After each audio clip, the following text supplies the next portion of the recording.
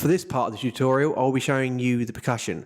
What I'll do first is I'll show you the kick, and then I'll add in each element one by one.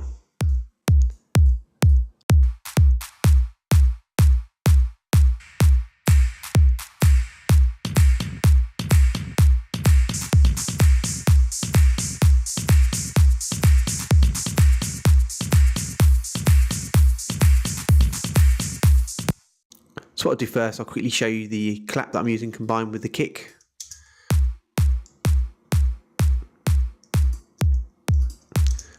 For the clap, I'm using Phalanx, and I'm using Function Loops, Tropical House, Percussion, clap number 1 and clap number 8. And then I'll just basically use the crossfader just to mix the two together. It's how I liked it. So that's number 8, that's number 1. I'll set it there. I'll just show you without anything on the channel strip. There's quite a big difference. So I've got the Bryson channel strip just for gain staging, and the CLA drums, which is doing quite a lot of the work. So basically, I've taken some of the treble away, and also I've compressed it subtly, and then I've added a bit of reverb on there with this dial here. So that's quite a big difference. And then there's a gate on there as well. So I'll take them all off, add them all in individually.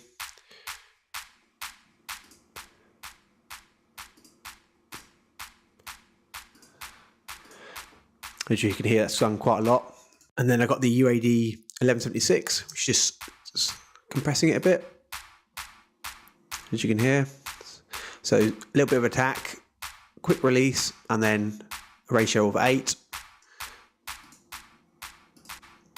Just taming all the peaks and everything. Then I got the retro EQ, just basically taking the tops and the bottoms off. As you can hear, it's sort of taking quite a lot of the low end off and taking some of the highs off. Otherwise it's a bit bright. And then I've got the Waves L3, which is basically just limiting it all. So we'll just move on to the main clap. So again, I'm using Phalanx for this. I'm using Function Loops, Tropical House Percussion again, and I'm using Snap 1, which sounds like this. What I'll do is I'll turn all the channel strip off. As you can hear, there's quite a lot going on in that one. Again, Bryson channel strip. Then I've got the Arts Acoustic Reverb, which is adding a little bit of warmth to it. Quite a lot of room. It's got a bit of a decay on it. It's got a bit of spread on there as well, so I'll bypass that. And then I've got the CLA again on there, and basically all I'm doing there is just adding just a bit of compression. Also with this, you've got these dials here that you can actually change the sound quite a lot. So if we try, so it's on kick at the moment, let's try snare. So as you can hear, it's brighter. Tom's pretty similar to the kick.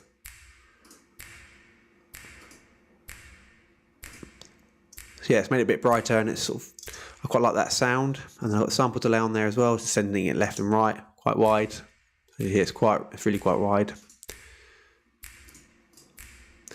Got the UAD again on there, just taming the same presets as before. It's just taming it, getting all the levels right. And then the retro EQ again, just cutting the highs and lows off, taking quite a lot of lows off of that one. And then again with the L3. So I'll show you the tom I'm using. Again, it's in Phalanx, and it's Tom 4 with Function Loops, Tropical House. I'll show you it dry.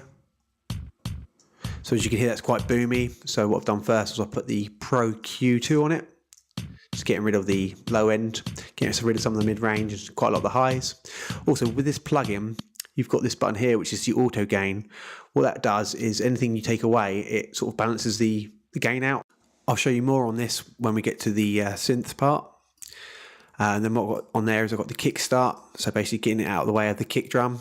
Obviously it's quite a sort of subby sound. It's a bit low end, so I want to keep it out of the way of the kick. And it also adds a bit of groove to it as well. So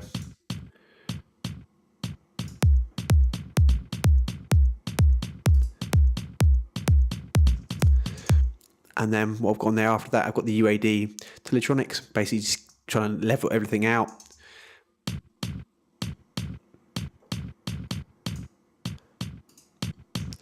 Also, you can hear it's got quite a lot of it's got quite a slow release on that, quick attack. For the hi-hat, I'm using Phalanx Open Hi-Hat 10, messing around with the ADSR on this and basically putting the slower attack in, so the beginning of the sample gets cut off. So I'll show you that without. As you can hear, it's quite sharp, so it's taking that away. It's quite nice like that. I'll take off all the effects of channel strip. So as you can hear, it's quite a big difference. I'll put the Pro Q2 on, just cut the low end out, cut around 300, cut some of the highs out, and then cut all the top end out. Sounds like this. So it's basically made it a bit brighter, cuts through the mix a bit better.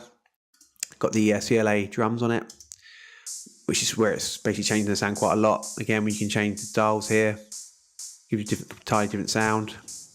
And then I'll just use the compressor on there just to tame it. And then I've just added a hall reverb. And these are basically the dials, how much you can add or take away from it. And then I've got a gate on there at the end. She's doing a little bit, quite subtle. And then I've got the L3, just basically taming it and bringing up the level. Bit of attenuation on that. And then the Retro EQ, just taking off the lows, bit of the highs.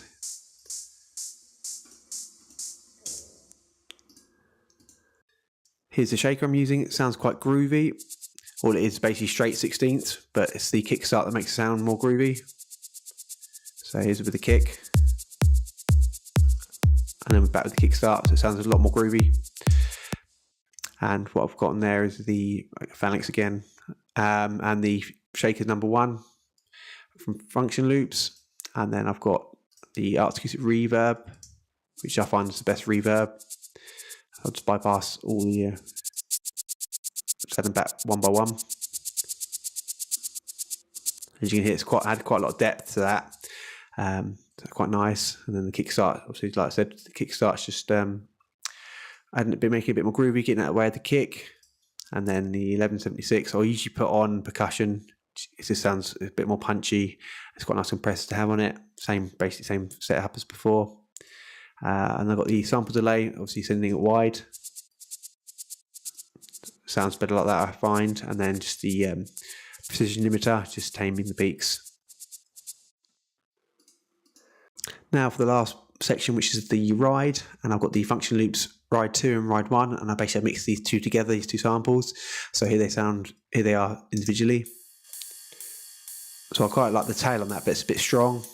I really like the big tack on this. So what I did was I just basically crossfaded it until I liked it. Which is right about there. So I've got the tail and I've got the attack. And then I've got the Retro EQ, which is basically taking the lows and highs off again. Quite subtle. And then the CLA on there, just basically compressing it. And then obviously got the kick setting on this. So as you can hear, that's changed the sound completely. So I quite like that on there as well. Thanks for watching. Next I'll be showing you how I mix the lead sounds, and please subscribe for more tutorials.